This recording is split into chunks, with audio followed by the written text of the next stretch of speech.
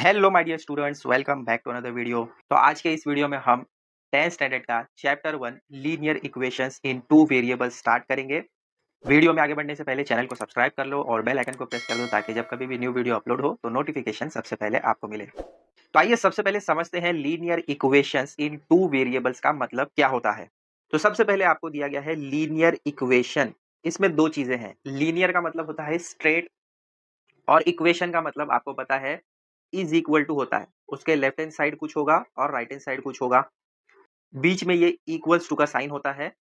तो जब भी आपको ऐसा कुछ दिखे उसको आप इक्वेशन कह सकते हैं। जैसे यहाँ पर आपको एग्जांपल दिख रहा होगा, ये इज इक्वल टू का साइन है, राइट हैंड साइड 0 है और लेफ्ट हैंड साइड कुछ चीजें दी गई हैं, तो ये एक इक्वेशन है। तो यहाँ तक समझ गया। लीनियर का मतलब स्ट्रेट होता है, इक्वेशन यानी इक्वल्स टू का sign, left hand side and right hand side कुछ होगा। टू वेरिएबल्स का मतलब क्या होगा। अब जैसे कि यहाँ पर एक एग्जांपल आपको दिया गया है 3x माइनस 4y। तो x एक वेरिएबल है, y एक वेरिएबल है, तो इसमें टू वेरिएबल है, इसीलिए इसको टू वेरिएबल वाला लीनियर इक्वेशन कहा जाता है। अब लीनियर ही क्यों है, स्ट्रेट ही क्यों कहा जा रहा है, तो जब हम इसका ग्राफ प्लॉट करेंगे, आगे ग्राफ वाले प्रॉब्लम्स भी हैं, उसको जब आप प्लॉट करोगे तो आपको स्ट्रेट लाइन इस तरीके से देखने को मिलेगी, चाहे ऐसी हो या जैसी भी आपको मिलेगी, स्ट्रेट लाइन आपको देखने को मिलेगी। इसीलिए इसको लीनियर इक्वेशन कहा जा रहा है। और टू वेरिएबल का मतलब एक्स वाई ए बी या कोई भी ऐसे आपको अल्फाबेट मिलेंगे जो ए से जेड के बीच में होंगे, इसीलिए linear equation in two variable कहा जा रहा है। अब देखो डेफिनेशन क्या दी गई है, an equation which contains two variables and the degree of each term containing variable is 1। जैसे यहां पर आपको कहा गया A X B Y plus C is equal to 0। तो इसमें ये जो x है और y है ये एक एक वेरिएबल है, यानी दो वेरिएबल हो गए। और इनके जो पावर है, यानी x का पावर क्या है 1 और y का पावर भी 1 है, तो दो वेरिएबल का डिग्री जो पावर है वो 1 1 ही होना चाहिए, इससे ज्यादा नहीं होना चाहिए, ना कम होना चाहिए। जैसे -1 हो गया तो क्या हम इसको लीनियर इक्वेशन कह सकते हैं? नहीं कहेंगे। अगर ये 2 हो जाए पावर तो हम इसको लीनियर इक्वेशन कहेंगे? नहीं कहेंगे। तो ये लीनियर इक्वेशन का जनरल फॉर्म है। इसका एक एग्जांपल यहाँ डाउन में आपको दिया गया है, 3x minus 4y plus 12 is equal to 0। तो यहाँ पर इसका पावर भी 1 है और इसका पावर भी 1 है। और ये जो ए बी सी आपको दिया गया है ये कोई भी रियल नंबर होगा। जैसे यहाँ पर 3 है, ए की जगह 3 है, बी की जगह 4 है और सी की जगह 12 है, तो ये नंबर होंगे। और ये जो वेरिएबल है एक्स वाई, इसकी जगह ए बी कुछ भी हो सकता है। वो जो x और y है उसी की वैल्यू आपको फाइंड करना है जब आपको प्रॉब्लम दिए जाएंगे। अब आ जाइए, जो एक्टिविटी आपको दी गई है पेज 1 पर उसको देख लेते हैं। यहाँ पर दिया गया है complete the following table. Equations यहाँ पर है। कह रहे हैं is the equation a linear equation in two variables. ये जो आपको दिया गया है क्या ये टू वेरिएबल वाले इक्वेशन है? तो देखो फर्स्ट वाले में आपको दिया गया है 4m plus 3n is equal to 12। ठीक है, इसको इस तरीके से भी लिखा जा सकता है, 4m plus 3n is equal to 0 और इसको लेकर आ जाओ यहाँ पर, इस तरीके से भी ये हो सकता है। ठीक है, बट यहाँ पर हमें वो सब नहीं देखना है। यहाँ पर हमें क्या चेक करना है कि ये जो इक्वेशन आपको दी गई है क्या ये वेरीफाई करती है हमारे डेफिनेशन से। डेफिनेशन क्या है? Containing two variable. तो यहाँ पर m एंड n है, दो वेरिएबल तो है, पहली कंडीशन फुलफिल हो गई। दूसरी कंडीशन है degree of each term containing variable is 1। तो जो आपको यहाँ पर वेरिएबल दिए गए हैं उनका डिग्री 1 होना चाहिए। तो यहाँ पर m का डिग्री 1 है और n का डिग्री भी 1 है, तो हम कह सकते हैं कि ये लीनियर इक्वेशन टू वेरिएबल है। तो बस यहाँ पर आपको यही चेक करना है। सेकेंड वाला देखो, यहाँ पर दिया गया है 3x² minus 7y is equal to 13। अब देखो यहाँ पर ये जो x है ये भी एक वेरिएबल है, y भी एक वेरिएबल है, बट x के साथ में जो पावर है वो 2 है और हमारा डेफिनेशन कहता है कि पावर 1 होना चाहिए। तो यहाँ पर दो वेरिएबल तो है बट पावर फुलफिल नहीं कर रहा है, पावर 1 होना चाहिए था, तो हम यहाँ पर लिखेंगे नो, ये लीनियर इक्वेशन टू वेरिएबल नहीं है। सेकेंड वाला यहाँ पर अगर आप देखते हो √2x minus √5y is equal to 16। तो अब यहाँ पर ये जो रूट है इसको मत ध्यान दो, आपको जो वेरिएबल दिया गया है ये जो √2 है इसका मतलब ये कोई रियल नंबर हो सकता है। जैसे यहाँ पर ये a है ये b है, a और b की जगह आप √2 √5 ले सकते हैं। तो हमें वो तो चेक नहीं करना है, हमें क्या चेक करना है, जो आपको डिग्री दी गई है वो 1 होनी चाहिए और दो वेरिएबल होना चाहिए। तो x एंड y यहाँ पर दो वेरिएबल है विथ 1 डिग्री, तो हम यहाँ पर इसको भी कह सकते हैं कि ये लीनियर इक्वेशन टू वेरिएबल है। अब नेक्स्ट में यहाँ पर आपको दिया गया है 0x।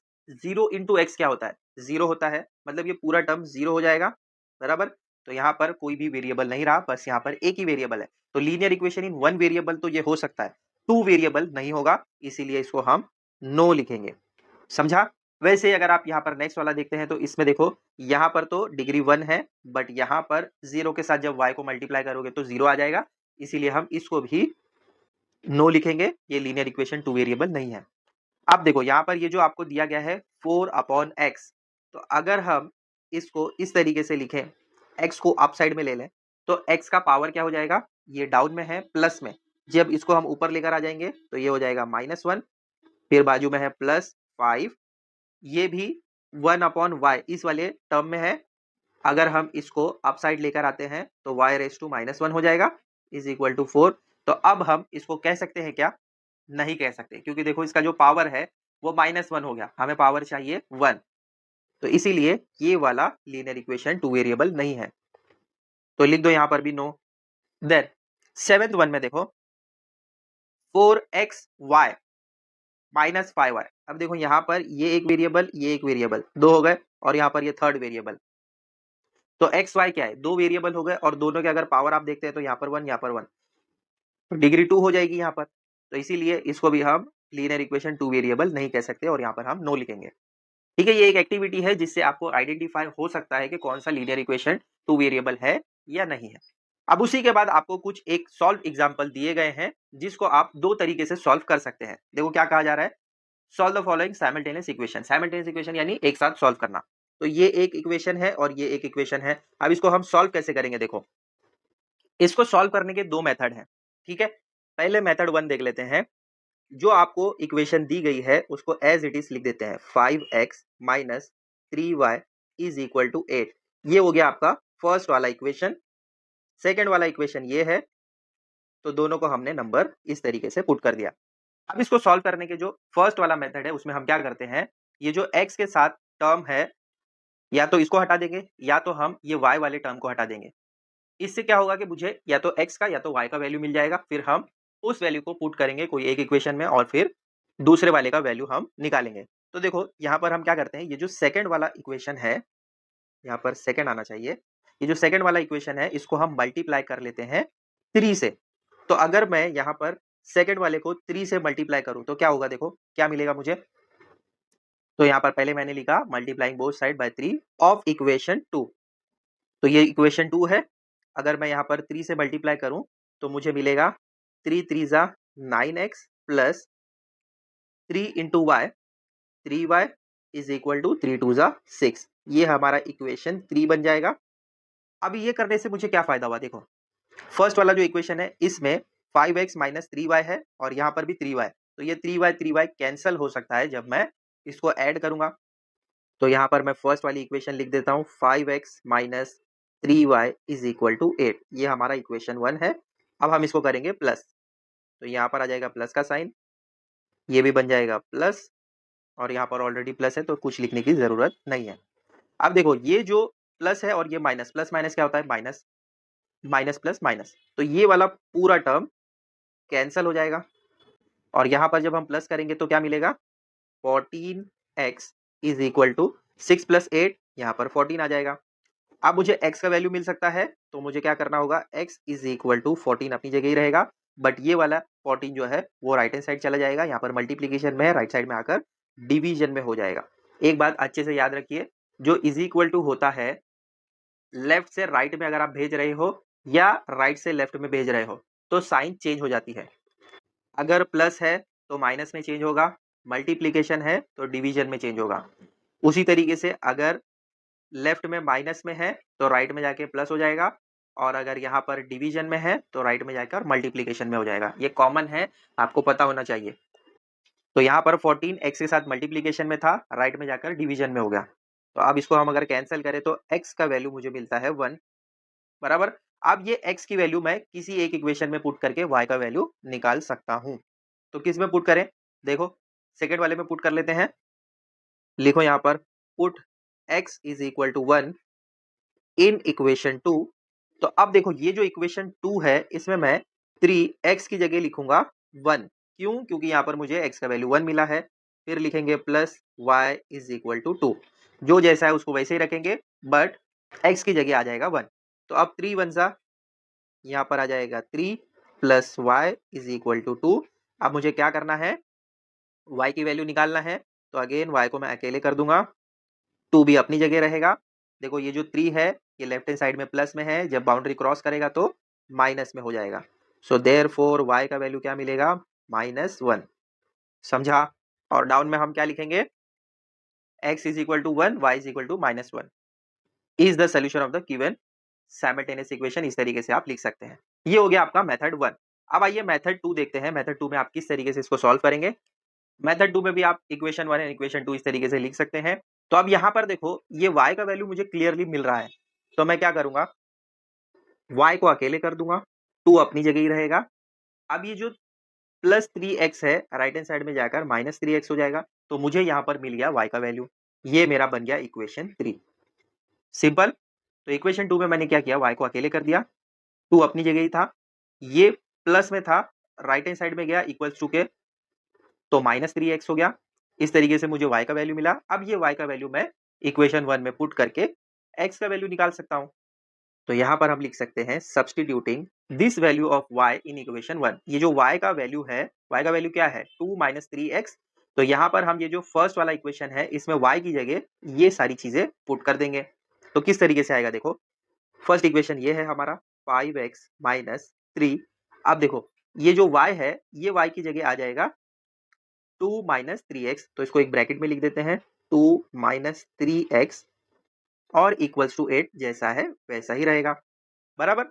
नेक्स्ट स्टेप में क्या आ जाएगा, देखो देयरफॉर 5x माइनस, अब ये जो 3 है ब्रैकेट के अंदर मल्टीप्लाई करो, तो -3 प्लस 2, माइनस प्लस माइनस होता है, 3 2 जा 6 हो जाएगा।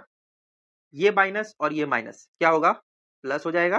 3 इंटू 3 9 और उसके साथ में x भी है, इक्वल्स टू 8 आ गया। अब देखो यहाँ पर भी x का टर्म है, यहाँ पर भी x का टर्म है, तो दोनों को हम वन साइड ले सकते हैं, या आप इसी तरीके से इसको प्लस भी कर सकते हैं। 5x प्लस 9x कितना होगा, 14x, जो आपको यहाँ पर भी मिला था। तो लिखो therefore 14x minus 6 is equal to 8, बराबर। अब हम क्या करेंगे, ये जो 14x है उसको ऐसे ही रहने देंगे, इक्वल्स टू 8 भी अपनी जगह रहेगा। ये जो -6 है लेफ्ट से राइट में जाएगा तो साइन चेंज कर देगा और प्लस हो जाएगा। देयरफॉर यहाँ पर आ जाएगा 14x is equal to, again यहाँ पर भी आ जाएगा 14। तो मुझे x का वैल्यू निकालने के लिए x को अकेले करना होगा, तो सेम टू सेम वही स्टेप फॉलो करेंगे और यहाँ पर भी मुझे x का वैल्यू 1 ही मिलेगा। ठीक है। अब मैं क्या करूंगा, y का वैल्यू निकालूंगा। तो लिखेंगे हम यहाँ पर put x is equal to 1 in, अब ये जो x का वैल्यू मुझे मिला है ये मैं यहाँ पर ये थर्ड वाली इक्वेशन में पुट कर देता हूँ, क्योंकि यहाँ पर मुझे y का वैल्यू निकालना है और y के साथ में इतने सारे टर्म हैं। तो ये जो थर्ड इक्वेशन हमने बनाई है इसी में हम x का वैल्यू पुट कर देते हैं। तो यहाँ पर लिखो put x is equal to 1 in equation 3। तो क्या मिलेगा, देखो y is equal to 2 minus 3x था, therefore y is equal to 2 minus 3 into 1 आ जाएगा, क्योंकि x का वैल्यू यहाँ पर 1 है। So therefore y is equal to 2 minus 3 which is equal to y is equal to -1। Same to same वही answer मिलेगा आपको जो मेथड 1 में मिला है। तो दोनों में से कोई भी मेथड आप फॉलो कर सकते हैं, दोनों में आपको सेम ही मार्क्स मिलेगा। मेथड 1 को कहा जाता है एलिमिनेशन मेथड, क्योंकि एक हम एलिमिनेट कर रहे हैं, और मेथड 2 को कहा जाता है सब्स्टिट्यूशन मेथड, क्योंकि यहाँ पर हम वैल्यू सब्स्टिट्यूट करते हैं एक इक्वेशन का दूसरे में। समझा? देखो पेज 2 पर आपको यही मेथड समझाया गया है, किस तरीके से आया वो मैंने आपको बताया है। ठीक है, मेथड 1 यहाँ पर आप देख सकते हैं लेफ्ट हैंड साइड में, और मेथड 2 यहाँ पर आपको दिया गया है। ठीक है, दोनों में आपको x एंड y का वैल्यू सेम ही मिलेगा। डिटेल में जाना जरूरी है बच्चों,